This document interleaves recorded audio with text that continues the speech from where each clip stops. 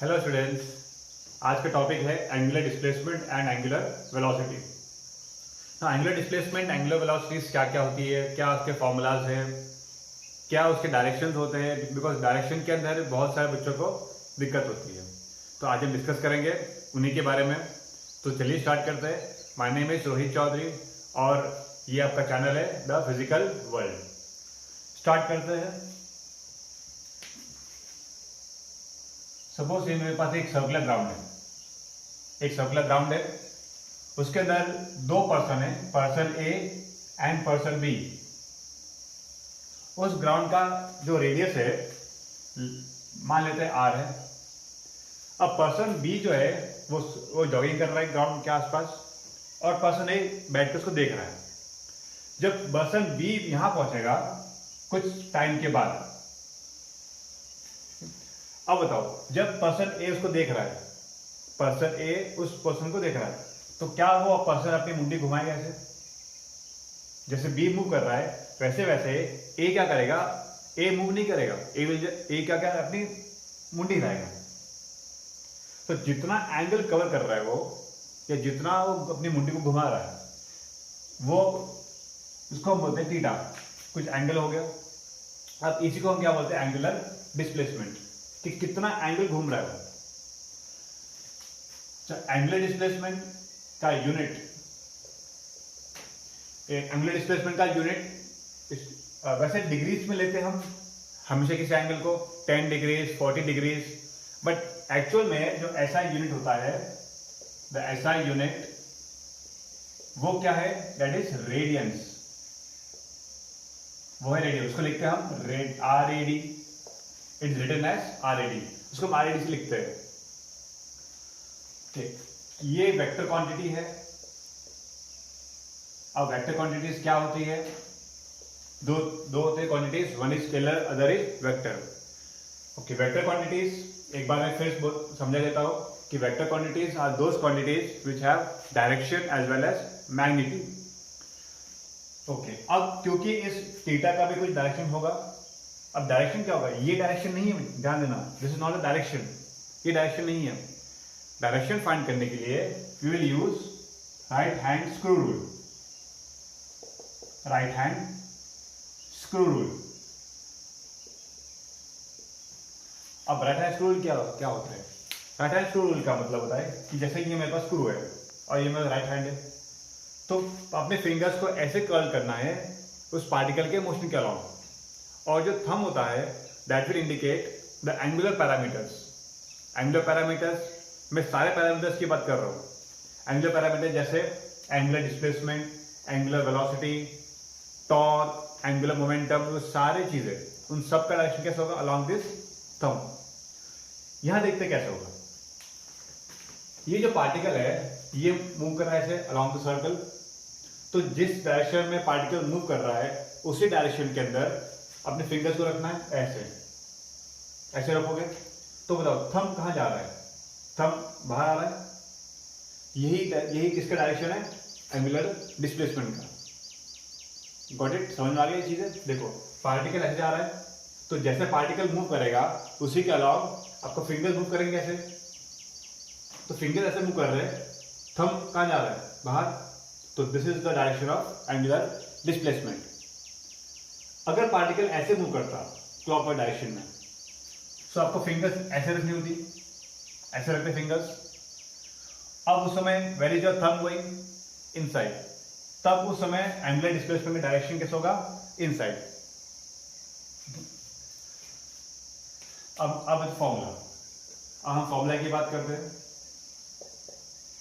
ना। फॉर्मूला में आपके पास एक फॉर्मूला है, that is angle equals to arc upon radius. ये आपके पास फॉर्मूला है। अब इसमें देखते हैं एंगल कौन सा, आर्क कौन सा है। अब देखो, पार्टिकल ए, क्या पार्टिकल ए मूव कर रहा है? नहीं, पार्टिकल ए मूव नहीं कर रहा है। पार्टिकल बी मूव कर रहा है। यस। क्या पार्टिकल बी ने कुछ डिस्टेंस ट्रेवल किया या कुछ चला हुआ? ये चल के यहां से यहां तक, दैट इज पी पॉइंट से लेके क्यू पॉइंट तक, तो कितना चला? That is S displacement. वो एस चल गया। तो ये जो एस है दिस इज द आर्क, कितना आर्क चला वो, और इसी को हम क्या बोलेंगे, लीनियर डिस्प्लेसमेंट। इसी को हम क्या बोलते हैं, लीनियर डिस्प्लेसमेंट। और रेडियस कितना उसका, रेडियस इज आर। एंगल कितना कवर किया, थीटा। तो यहां रिप्लेस करते हैं एंगल थीटा इक्वल्स टू कितना आर्क है, आर्क एस है अपॉन रेडियस कितना, radius is R. So this is the formula for angular displacement. ये हो गया फॉर्मूला। अगर मैं थोड़ा सा इसको सिंप्लीफाई करूं तो ये हो जाएगा S equals to R theta, ऐसे लिख सकते हैं हम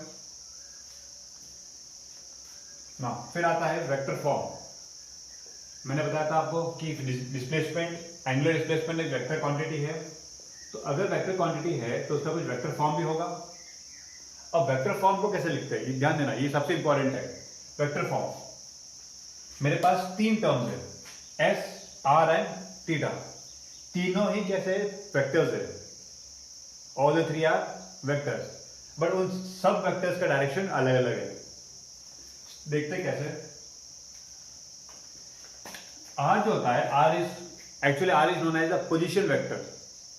पोजीशन वेक्टर का मतलब होता है कि जिस पॉइंट को कोई वेक्टर किसी पॉइंट को की पोजीशन शो करता है, that is known as position vector.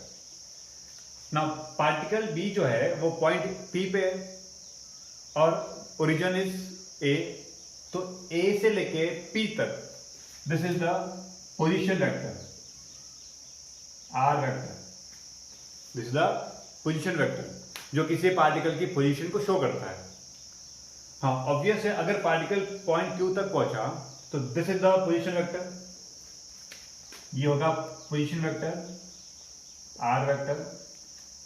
ठीक है, तो simply what is position vector, कि एक ऐसा वेक्टर जो किसी पार्टिकल की पोजीशन को शो करता है। Next S is your linear displacement. Linear displacement हमेशा होता है इस सर्कुलर फॉर्मेट के लिए टेंजेंशियल होता है। सो दिस इज टेंजेंशियल है, तो यहां पे this is your S vector. Point Q के लिए ये होगा S vector, this is S vector. It is always tangential. इस सर्कल के हमेशा कैसा होगा, वो टेंजेंशियल रहेगा एस। तो एस हो गया, आर हो गया। अब थीटा की देखते हैं। स्टार्ट करते फिर से राइट हैंड स्क्रू रूल। कैसे बताया था मैंने कि जिस डायरेक्शन के अंदर पार्टिकल मूव कर रहा है उसी डायरेक्शन के अंदर you will keep your fingers. Start करते हैं। पार्टिकल ऐसे मूव कर रहा है, थंब कहां जा रहा है, बाहर। सो दिस आउटवर्ड्स, ये जो पार्ट है ये आपका थीटा है। ओके अच्छा, तीन वेक्टर्स हो गए। एक वेक्टर ऐसा है, ये है मेरे पास आर पोजीशन वेक्टर, एस ऐसे है ऊपर, और थीटा कैसा है, थीटा इज लाइक दिस। तो समझ में आ गया। अच्छा, ये तो बड़ी गड़बड़ सी बात है, सारे वेक्टर्स अलग अलग डायरेक्शन, आप कैसे करेंगे इसको। तो ये जो है राइट हैंड स्क्रू रूल, इसके अकॉर्डिंग हम डिसाइड करते हैं कि डायरेक्शन। ना वेक्टर फॉर्म को लिखने का तरीका, वेक्टर फॉर्म को लिखते हैं हम क्रॉस प्रोडक्ट से। क्रॉस प्रोडक्ट, दो प्रोडक्ट्स होते हैं, क्रॉस प्रोडक्ट है डॉट प्रोडक्ट। तो यहां पे किसी भी वेक्टर, अगर मेरे पास तीन वेक्टर्स हैं तो I will always use cross product. Dot product हम कब यूज करते हैं, जब स्केलर होता है। This example work done, work done equals to F vector dot S vector, displacement dot force. यहां पे सी नाउ, मेरे पास तीन वेक्टर है। Suppose I have a vector equals to B vector cross C vector. Example बता रहा हूं, फिर इसके ऊपर आ जाते हैं हम। ठीक, अगर मुझे ए का वेक्टर डायरेक्शन फाइंड करना है तो you will always go from B toward C. हमेशा जो पहले वेक्टर होता है वहां से लेके दूसरे की तरफ जाना है, तब आपको क्या मिलेगा, ए वेक्टर। समझ में आ गया। ये किसी भी वेक्टर फॉर्म को निकालने का तरीका है। अब इसमें समझते कैसे, ठीक, यहां पे आर किधर है, आर इधर है, आर उधर है। मैं ये वाला ले रहा हूं आर। एस कैसा है, एस ऊपर है, स्टार्ट कहां से करना है? हमेशा स्टार्ट फर्स्ट वेक्टर से करना है। सो आर के डायरेक्शन के अंदर सबसे पहले कीप योर फिंगर्स, आपकी फिंगर्स रखनी कहां रखनी है? फर्स्ट वेक्टर के डायरेक्शन के अंदर। मेरा फर्स्ट वेक्टर कौन था? आर, तो आर इधर है। फिर किधर मूव करना है? एस सी की तरफ, और आई कैन से इसके अंदर आर क्रॉस एस। मेरे पास आर वेक्टर इधर है, फिर एस इधर है, तो फिंगर्स को कहां रखनी है? आर के अलाउ। फिंगर जब आर के अलाउ रखोगे फिर इसको मूव करना है। फिंगर ऐसे मूव करोगे, फिंगर्स को किधर मूव करना है? सेकेंड डायरेक्शन की तरफ। मेरा सेकेंड डायरेक्शन की तरफ ऊपर है, तो आप ऐसे मूव करोगे। समझ में आ रही बात? अगर मेरा डायरेक्शन, अगर सेकेंड वाला वेक्टर नीचे होता ऐसे, आर तो ऐसे ही है, आर में नो चेंज, तो ये ऐसे रहेगा। अब एस किधर है? नीचे जा रहा है, तो क्या मैं अपनी फिंगर्स को ऐसे मोड़ सकता हूं? नहीं मोड़ सकता। तो मुझे मजबूरी में हाथ को ऐसे रखना पड़ेगा। ओके, समझ में आ रही है? अब देखो आर, क्या आर चेंज हुआ? आर चेंज नहीं हुआ। क्या एस नीचे है? यस। अब देखते हैं, स्टार्ट करते हैं। ये क्या आप नीचे जा सकते हो? Yes, you can move downwards. अब जैसे मैं मूव किया नीचे, मेरा थंब कहां गया? इनसाइड। तो ये हो गया डायरेक्शन ऑफ थीटा। इसको लिखते कैसे यहां पे?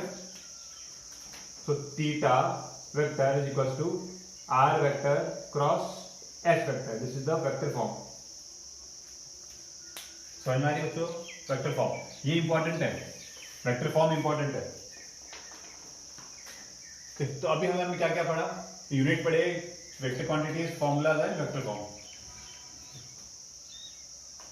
एक चीज और होती है कि रोटेशन के फॉर्मेट के अंदर भी फॉर्मूला आता है, और जो बहुत इंपॉर्टेंट है। अगर ये पॉइंट पार्टिकल या पार्टिकल ए बी जो है, या पार्टिकल ए बी जो है, ये मूव कर रहा है सर्कल में। अगर इसने एक चक्कर कंप्लीट किया, तो कितना एंगल कवर किया वो? 360 degrees. So in one revolution, how much angle, कितना एंगल कवर कर रहा है? 360 डिग्रीज। ओके, 360 डिग्रीज अगर मैं रेडियंस में कन्वर्ट करूं तो ये होता है 2 पाई रेडियंस। तो एक रेवोल्यूशन में कितना कवर किया एंगल? 2 पाई। सो अगर मेरे पास n रेवोल्यूशंस है,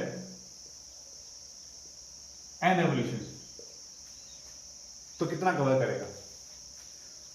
देखिए, 1 रेवोल्यूशन कितना एंगल? 360 या 2 पाई रेडियंस। 2 होगा तो इंटू 2, 3 होगा तो इंटू 3, n होगा तो into n। So this will become 2 pi n radians. N revolution के लिए 2 पाई रेडियंस।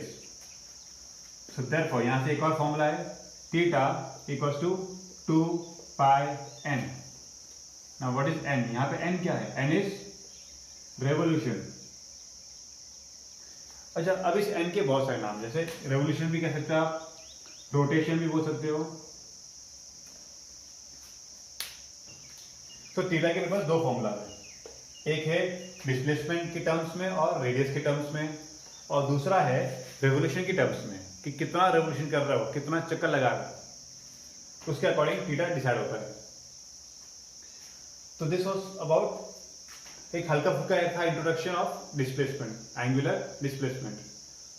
अब इसी के अंदर थोड़ा और वैरायटी करते हैं कि चेंज इन डिस्प्लेसमेंट क्या होता है, कि how to find change in displacement. जैसे मैंने अब डिस्प्लेस किया 10 डिग्री, फिर कुछ समय बाद फिर रुक गया, उसके बाद आफ्टर सम टाइम फिर कुछ समय बाद मैं चला गया 30 डिग्री। तो कितना में चेंज हो रहा है, कितना एंगल चेंज हो रहा है, उसको बोलते हैं चेंज इन डिस्प्लेसमेंट। वो देखते हैं, चलिए स्टार्ट करते हैं। ये एक पार्टिकल है जो सर्कुलर मोशन कर रहा है। ए पार्टिकल जब बी तक पहुंचा तो डिस्प्लेसमेंट, एंगुलर डिस्प्लेसमेंट इज θ1, उसने θ1 डिस्प्लेसमेंट ट्रेवल किया। जब वही पार्टिकल डायरेक्टली पॉइंट सी तक पहुंच गया, डायरेक्टली पॉइंट सी, तो दिस इज योर θ2, θ2 हो गया। अब चेंज का मतलब होता है कि फाइनल माइनस इनिशियल। अगर change in angular displacement, change in angular displacement is equals to कितना चेंज हुआ, मीन्स वो बी से सी तक, बी से सी तक जाने में कितना एंगल कवर किया, उसी को बोले हम एंगुलर डिस्प्लेसमेंट। सो यहां पे मैं क्या लिखूं, θ2 minus θ1, this is the change in angular displacement. चलिए अब स्टार्ट करते हैं एंगुलर वेलोसिटी। एंगुलर वेलोसिटी का मतलब जैसे आपने पढ़ा था वेलोसिटी होती है change in displacement upon time, तो उसी तरह angular velocity is change in angular displacement upon time. तो यहां मैं लिख रहा हूं angular velocity is equals to change in angular displacement upon change in time, change in time. Change in angular momentum कितना, अभी हमें इसके प्रीवियस में फाइंड किया था कि कितना था change in momentum, that was θ2 minus θ1 upon change in time. Change in time means θ2 कितना टाइम लगा माइनस θ1 को करने में कितना टाइम लगा, तो मैं यहां लिखूंगा T2 minus T1। Now angular velocity is denoted by omega. Now what is omega? So omega can be written as delta theta upon delta t। ये आ गया फॉर्मूला। इसका एक और फॉर्मेट होता है कि if delta t tends to 0, अगर delta t बहुत छोटा है तो हम क्या लिखेंगे, omega equals to D theta by D T. इसके दो फॉर्मेट्स हैं, पर ध्यान देना ये कौन सा है। ये जो फॉर्मेट है this is your average angular momentum, और ये जो फॉर्मेट है जो डेल्टा टी टेंड टू 0 का मतलब बहुत छोटा सा टाइम। अगर टाइम बहुत छोटा है दैट मीन्स वो हो गया उस एक पर्टिकुलर टाइम का, एक पर्टिकुलर सेकेंड का एंगुलर वेलोसिटी, तो उसको बोलते हैं हम इंस्टेंटेनियस एंगुलर वेलोसिटी। सो ये फॉर्मूला है एवरेज वेलोसिटी का, एवरेज एंगुलर वेलोसिटी, और ये फॉर्मूला है फॉर इंस्टेंटेनियस एंगुलर वेलोसिटी। अब यहां पे देखो ये जो वेलोसिटी है, suppose the particle moving with velocity v। अब v वेलोसिटी जो है वो कंटिन्यूसली सेम है, कांस्टेंट है, तो मुझे वेलोसिटी के बीच में और ओमेगा के बीच में रिलेशन फाइंड करना है। जैसे मैंने फाइंड किया था relation s equals to r theta. s क्या है, लीनियर डिस्प्लेसमेंट, थीटा क्या है, एंगुलर डिस्प्लेसमेंट। तो उसी तरह I want to find the relation between omega and v। क्या कुछ ऐसा ही मिलेगा, चेक कर लेते हैं। सो व्हाट इज, यहाँ स्टार्ट यहाँ से करते हैं हम। Omega equals to D theta by D T. Next D by D T, what is theta, यहाँ से थीटा कितना है, S by R, theta is S by are.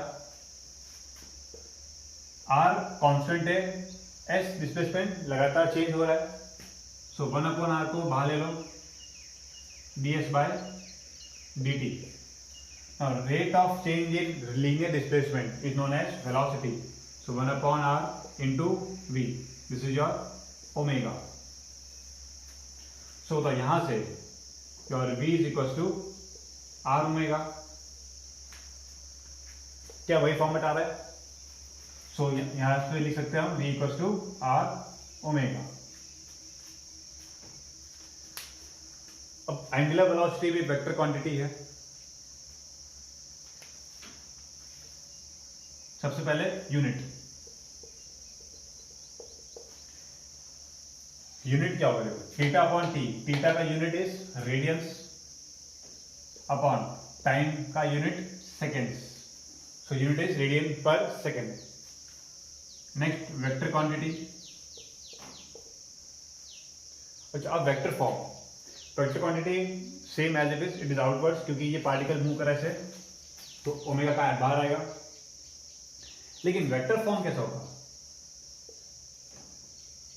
Vector form previously जैसे हमने किया था उसी तरह सेम एज इट इज, कोई चेंज नहीं है। मेरे पास तीन वेक्टर्स है, first vector is R vector, second vector is velocity vector, so r vector, velocity vector, keep your fingers in direction of that first r vector, जो r vector है उसके अलावा फिंगर्स रखनी है, फिर किधर मूव करना है, जिस तरफ सेकेंड वेक्टर होता है ऊपर की तरफ।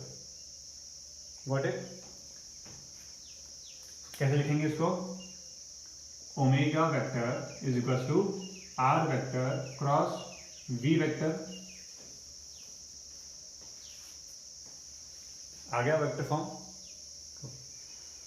बच्चे लोग ये जो फॉर्मूला है v equals to R omega, ध्यान देना ये फॉर्मूला हर एक के लिए एप्लीकेबल नहीं है, इसकी कोई लिमिटेशंस है, बताऊंगा आगे क्या लिमिटेशन है इसकी, बट ये फॉर्मूला हर जगह एप्लीकेबल नहीं होगा।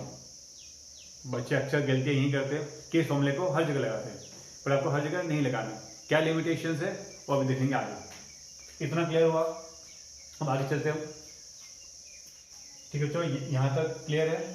आइए क्वेश्चन करते हैं। If theta equals to 2t square plus 4, find omega at 2 second and in 2 second. Omega find करना है at 2 second and in 2 second. At 2 second का मतलब कि 2 सेकेंड पे, इन 2 सेकेंड का मतलब 0 से लेके 2 सेकेंड तक। समझना, in and at, this are the very important terms. यहीं पे मिस्टेक्स होती है बच्चे लोग से, eight and in.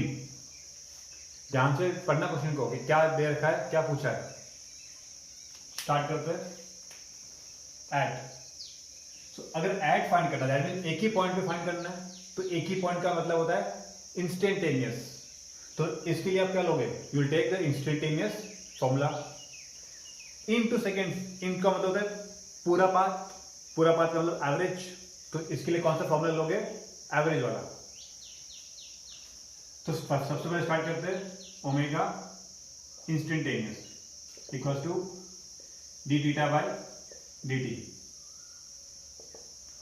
Now d theta by that means differentiation of theta, ये theta है, अतः differentiation, so 2t square, this will become 4t plus 0 equals to 4 into what is time, कितने टाइम पूछा उसने, 2 सेकेंड पे, तो into 2, तो answer is 8 radians पर सेकेंड। आगे समझे, that is your instantaneous at 2 second. ना अब देखते हैं in 2 second. Omega average equals to theta 2 minus theta 1 upon time, sorry I can write as t2 minus t1। Okay, इसको solve करने के पहले थीटा फाइंड करते हैं।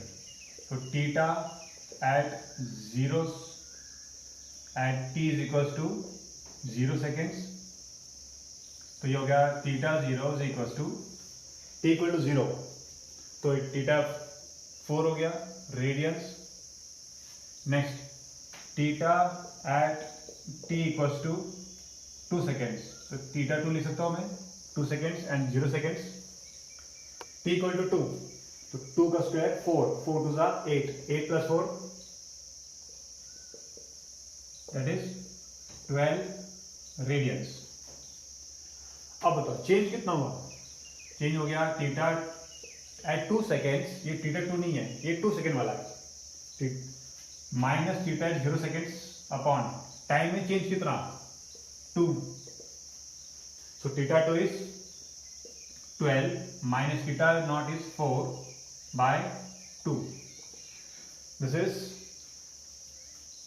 8 और ये हो गया 4 रेडियंस पर सेकेंड. क्लियर है बच्चों? So average is your 4 radians per second and instantaneous is 8 radians per second. तो इस तरह से according to that questions या according to that variable जो पूछा गया है उसको ध्यान से पढ़ना है और ध्यान से आंसर देना है. ओके ठीक है, अब आगे चलते हैं. नेक्स्ट में इस फॉर्मूले पे थोड़ा सा डिस्कस करते हैं. v equals to R omega या फिर omega equals to V upon R. अब मैंने आपको बताया था कि ये जो फॉर्मूला है ये फॉर्मूला की कुछ लिमिटेशंस है. क्या लिमिटेशंस है? This formula is applicable only for circle. ये फॉर्मूला कब एप्लीकेबल है? ओनली फॉर सर्कल, क्योंकि सर्कल के अंदर हर पॉइंट पे टेंजेंशियल वेलोसिटी कांस्टेंट होती है, इसलिए it is applicable only for circle. देखते कि ये कहां पे एप्लीकेबल नहीं है. एग्जाम्पल से करते हैं इसको ताकि समझ में आ जाएगा. फर्स्ट एग्जाम्पल, सपोज यहां पर एक पॉइंट ए है एंड यहां पे point B. Distance is 4 meters. Particle move कर रहा है with velocity of 10 meter per second. तो मुझे फाइंड करना है what is the omega of particle A, और I can write of particle A with respect to B. Omega find करना है और particle A with respect to B. Okay, so omega the formula is V upon R. Now what is V? V की velocity is 10. What is the radius of this part? इसका radius कितना होगा? 4. So answer is 2.5 radians per second. ये हो गया omega with respect to B जब particle A पे था. ठीक है, वेरी गुड. तो क्या प्रॉब्लम इसमें? प्रॉब्लम तब आएगी जब ये पार्टिकल आगे जाएगा.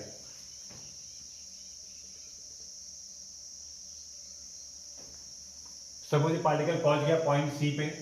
अगेन वेलोसिटी तो उतना ही रहेगा 10 मीटर पर सेकेंड. लेकिन क्या पार्टिकल बी क्या वो अभी भी ऊपर ही देख रहा है? नहीं. अब क्या किया उसने? टर्न किया. तो इस बार जो the distance between the point B and point C, ये डिस्टेंस होगा. क्या डिस्टेंस चेंज हो गया? यस, चेंज हो गया. वेलोसिटी वैसी, तो इसका मतलब ओमेगा भी चेंज होगा कुछ ना कुछ. देखते हैं. लेट अस टेक ये जो एंगल ये है 37 डिग्रीज. जो एंगल इसने कवर किया दैट इज 37 डिग्रीज. अब स्टार्ट करते हैं. एक्चुअली अब यहां मुझे क्या फाइंड करना है? मुझे फाइंड करना है omega of particle C with respect to B. Particle C with respect to B. यहां पे जो फॉर्मूला है that is v perpendicular upon R. v perpendicular upon R, ये मेरा एक्चुअल फॉर्मूला है. ये फॉर्मूला हर जगह एप्लीकेबल है. अब देखते क्या होता है v परपेंडिकुलर. जब सर्कल लिया था हमने तो in circular format this was my r और यहाँ पे टेंजेंशियल वेलोसिटी भी था. क्या यहाँ पे v perpendicular to r? Yes, perpendicular है. तो मुझे v परपेंडिकुलर लिखने की जरूरत नहीं पड़ती बिकॉज ऑलरेडी परपेंडिकुलर है. तो हमने क्या लिखा है? सिर्फ v अपॉन r. लेकिन यहाँ पे इस केस में ये मेरा v है और ये मेरा r है. क्या v और r एक दूसरे के परपेंडिकुलर है? नहीं है. तो मुझे ऐसी वेलोसिटी लेनी है जो इस r के परपेंडिकुलर हो. तो क्या ये वेलोसिटी होगी r के परपेंडिकुलर? यस. नाउ ये वेलोसिटी क्या होगी? ये जो भी होगी this is your v tangent perpendicular. तो यू टेक दिस वेलोसिटी. यहां पे r कितना होगा? ये डिस्टेंस.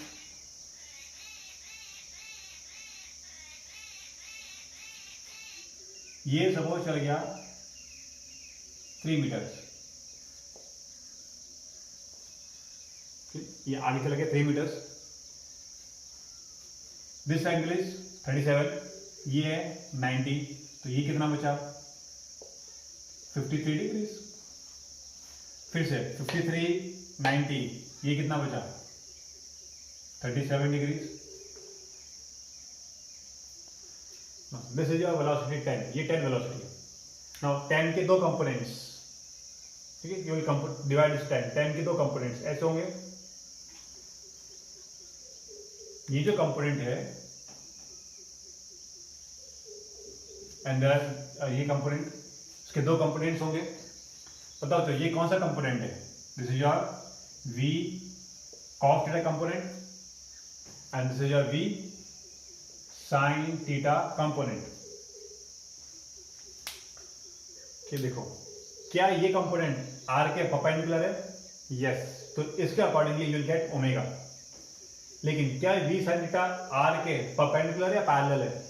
पैरेलल है, तो you will not get any omega. देखो कैसे, मैं यहां पे खड़ा हूं b पे और एक पार्टिकल है पॉइंट सी इधर है और वो सी नीचे जा रहा है, ये वाला पार्ट सी नीचे गया, तो क्या मैं अपनी फेस को मूव कर रहा हूँ?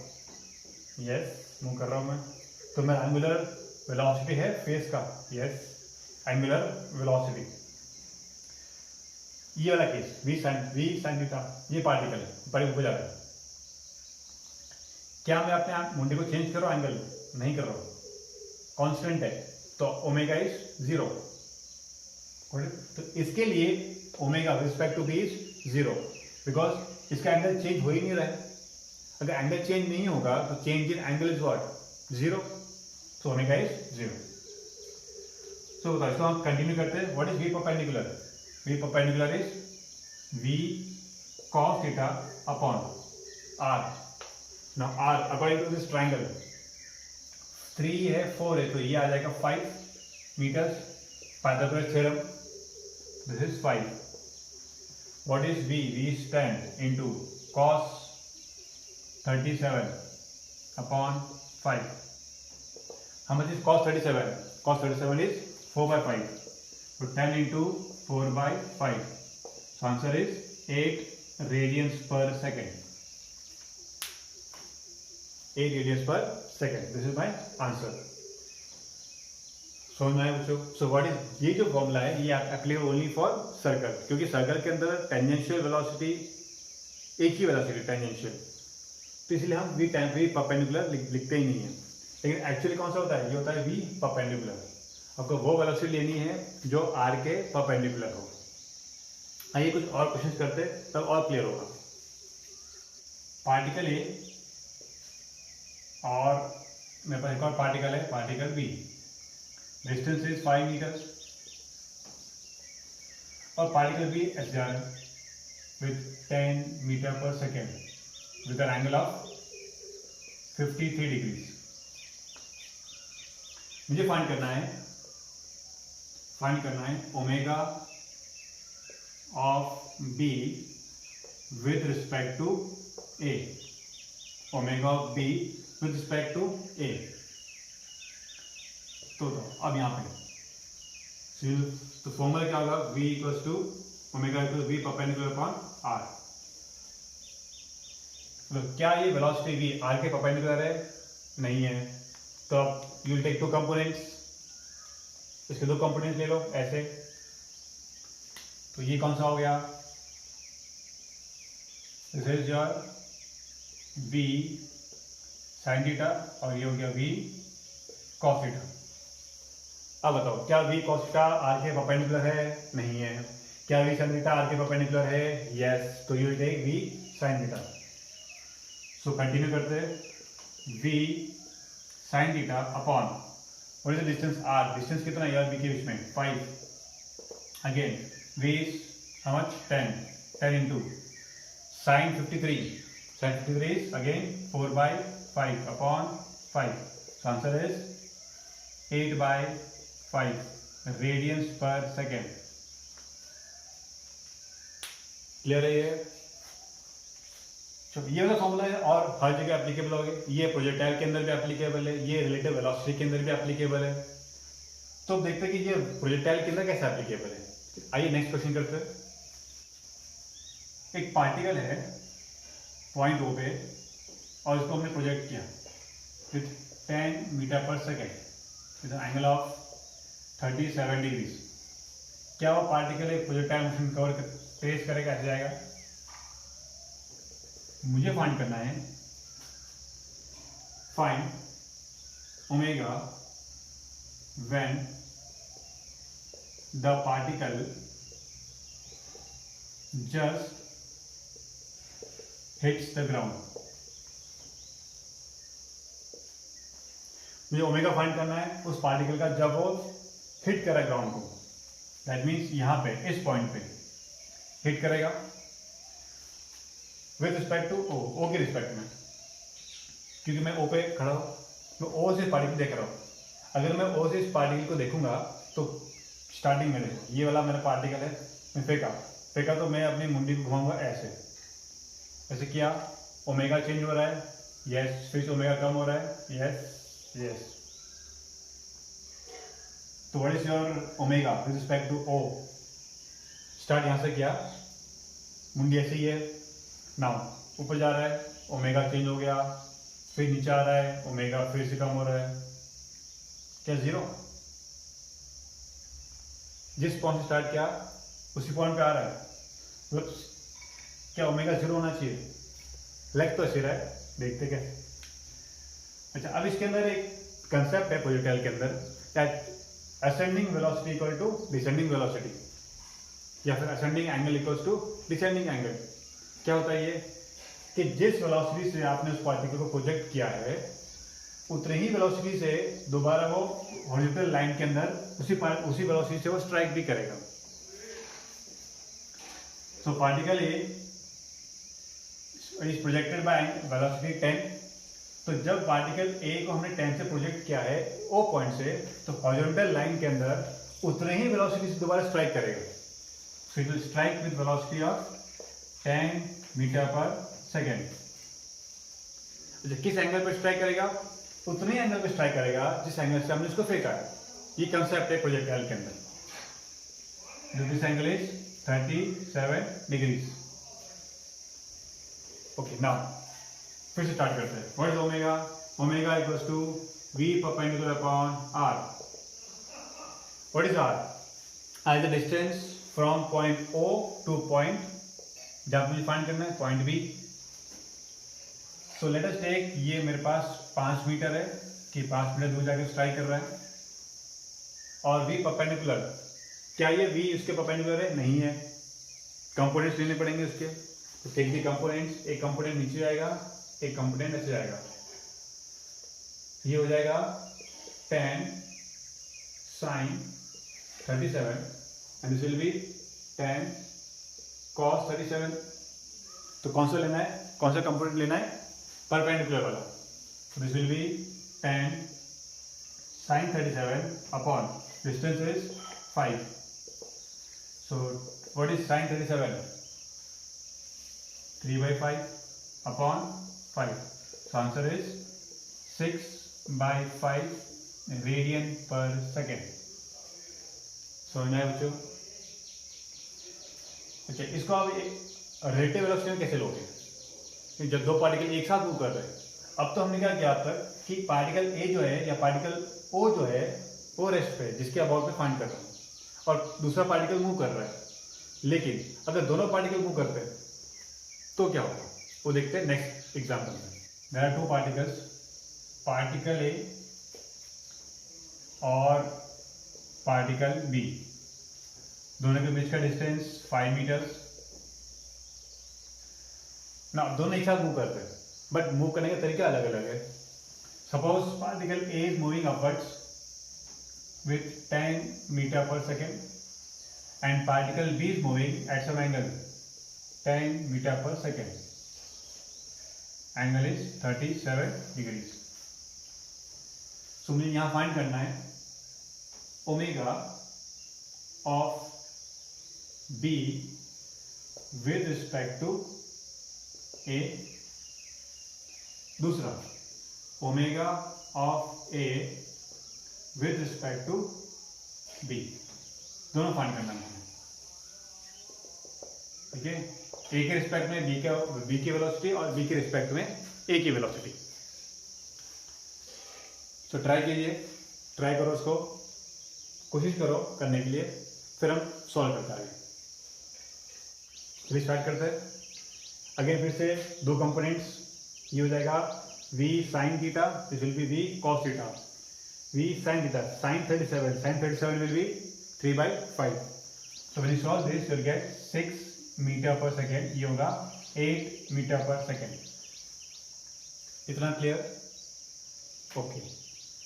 क्या हमें 8 मीटर पर सेकेंड के लिए कुछ रिस्पॉन्सिबल है? क्या इसको लेना है? नहीं लेना है, बिकॉज ये उसी लाइन के अलावा पैरेलल है, तो इससे कोई मतलब नहीं, बिकॉज ये जो वेलोसिटी है ये ओमेगा को चेंज करेगा ही नहीं, तो डोंट टेक 8 वाला।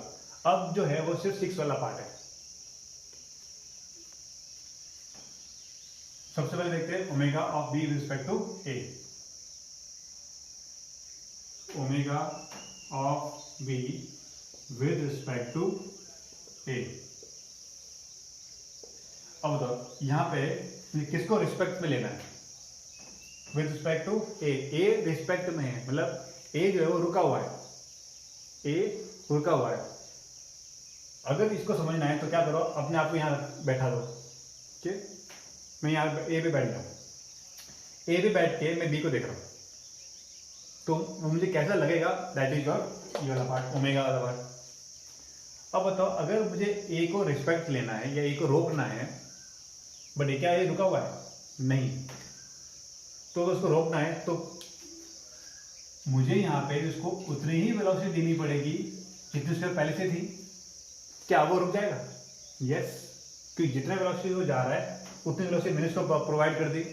क्या पार्टिकल रुक गया? Yes.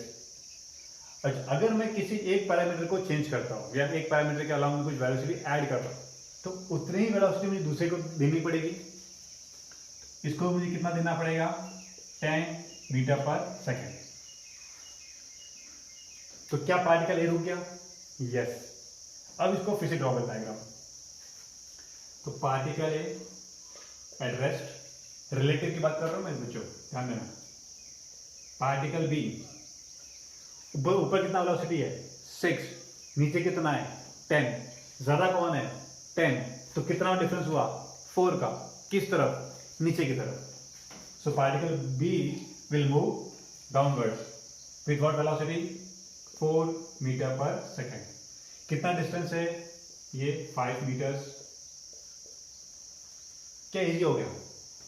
Can you find the answer? Omega equals to v perpendicular upon r. What is v perpendicular? 4 upon r is 5 radians पर सेकेंड। ये आ गया आंसर इसका। समझ में आ गया? अब उसी तरह सेकेंड का फाइंड करते हैं। Omega of a with respect to b. Omega of a with respect to b. अब मुझे किसको रिस्पेक्ट में करना है? b को। सो इसको यहां पे हटाते हैं हम, ये वाला पार्ट, इसको रिस्पेक्ट लेना है। अगर मुझे b को रिस्पेक्ट लेना है तो b की वेलोसिटी कितनी देनी पड़ेगी? 6 मीटर पर सेकेंड। ये रुक गया, मुझे इसको रोकना है ना, किसके रिस्पेक्ट में है? तो इसको मुझे कितना देना पड़ेगा? 6 डाउनवर्ड डायरेक्शन में, रुक गया। अगर मैंने इसको 6 दिया है तो क्या इसको भी 6 देना पड़ेगा? Yes, 6 meter per second. Now particle B 6 ऊपर 6 नीचे, रुक गया, 0। So particle B is at rest. फिर पार्टिकल ए, पार्टिकल ए की वेलोसिटी ऊपर कितनी है? 10। नीचे कितनी है? 6। ज्यादा कौन है? 10। कितना ज्यादा है? 4। किस तरफ है? ऊपर की तरफ। So the velocity for this, इसकी वेलोसिटी ऊपर की तरफ कितना है? 4 मीटर पर सेकेंड। और डिस्टेंस कितना है ये? 5। क्या इजी हो गया? Yes. So omega is equal to v perpendicular upon r. What is v perpendicular? 4 upon distance 5 radians पर सेकेंड। समझ में आया बच्चों रिलेटिव वेलोसिटी कंसेप्ट? तो रिलेटिव वेलोसिटी में क्या करना है? ए को रिस्पेक्ट लेना और दूसरे को मूव करवाना है। अब देखो दोनों की वेलोसिटी सेम आ रही है, दोनों का इधर भी 4/5, इधर भी 4/5। बट ये क्या? ये है relative velocity of B I will write as omega b a. Omega of B with respect to A, अगर ए पे बैठ के मैं बी को देखूंगा तो मुझे कितना लगेगा, 4/5 लगेगा। और किस तरफ लगेगा, डाउनवर्ड डायरेक्शन। मतलब ए वाले को ये फील हो रहा है कि वो पार्टिकल नीचे जा रहा है। ओके, उसी तरह ये है omega of A with respect to B. B के रिस्पेक्ट में ए जा कैसे रहा है, ए ऊपर जा रहा है, तो मेरा जो ओमेगा है, जो मेरी मुंडी की जो वेलोसिटी है, दैट इज ओमेगा कितना है, 4/5। ये भी 4/5, बट इसके रिस्पेक्ट में ये वाला नीचे जा रहा है, इसके रिस्पेक्ट में ये वाला ऊपर जा रहा है। क्लियर है, और उतनी स्पीड है। So this was all about your angular displacement and angular velocity. Hope आपको ये वीडियो अच्छा लगा होगा। अच्छा लगा है तो लाइक, कमेंट एंड सब्सक्राइब।